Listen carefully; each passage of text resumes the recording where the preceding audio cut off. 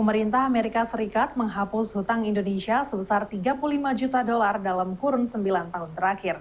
Kebijakan tersebut merupakan dukungan pemerintah Amerika untuk pelestarian terumbu karang di Indonesia. Terumbu karang Indonesia saat ini terancam rusak dikarenakan perubahan iklim dan juga ulah manusia.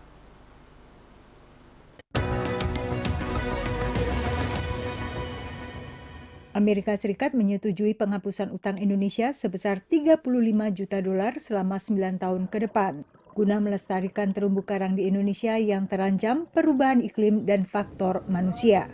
Selain 26 juta utang yang diampuni pemerintah Amerika Serikat, kelompok nirlaba Conservation International akan menyumbang sekitar 3 juta dolar dari dana itu, dan 1,5 juta dolar lainnya akan berasal dari organisasi The Nature Conservancy. We've always seen the debt swap model as a potential innovative way to generate a new stream of financing and revenue to support conservation priorities in a country. For Indonesia, this is obviously exciting because for us, it's just the first time that the legislation has been used to support coral reef ecosystem. Menurut Yayasan Konservasi Alam Nusantara atau YEKAN, salah satu organisasi pelaksana di lapangan, sebagian dana ini juga bisa dimanfaatkan membantu masyarakat pesisir. Kondisi ekonomi masyarakat di wilayah pesisir masih sangat mengandalkan terumbu karang tersebut. Akibatnya, terumbu karang Indonesia juga tidak dalam situasi yang aman sebetulnya menghadapi ancaman. Pertama sekali yang tertinggi mungkin ancaman dari mata pencaharian masyarakat. Ya. Masyarakat sangat mengandalkan kegiatan perikanan di wilayah terumbu karang ini.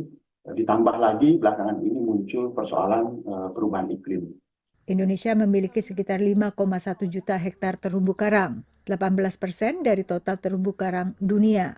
Dua area utama yang membentang dari Laut Kepala Burung Papua ke Laut Sunda Kecil Banda. Pemutihan utang kali ini adalah yang pertama untuk terumbu karang, namun bukan pertama kalinya dalam sejarah utang Amerika Serikat untuk Indonesia. Sebelumnya juga dilakukan pertukaran pemutihan utang untuk konservasi hutan hujan tropis pada tahun 2009, 2011, dan 2014. Ancaman terhadap hutan hujan tropis lebih berasal dari perluasan lahan kelapa sawit. Total kerjasama ini kalau tidak salah sekitar 70 juta dan kedepannya juga akan ada inisiatif seperti ini. Jadi ini kepercayaan dunia, terutama Amerika Serikat terhadap Indonesia, terhadap pemerintah Indonesia yang sekarang, maupun juga kepercayaan terhadap Presiden terpilih Indonesia untuk ke depan. Dengan Vietnam, Amerika memiliki pemutihan pajak untuk pendidikan, tapi prioritas Amerika Serikat untuk Indonesia berbeda. It's a way of allowing Indonesia to funnel some money that it would have just sent to the U.S.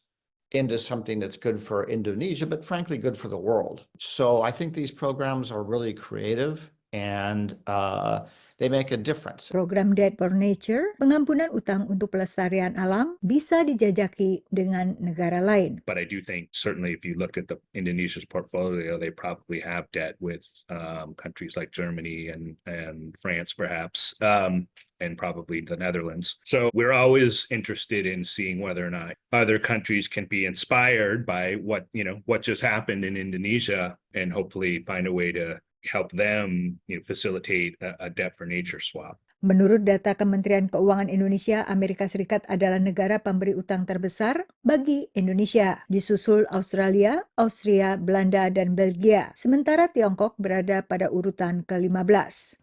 Dari Washington DC, Yuni Salim, Eva Masrieva, dan tim VOA.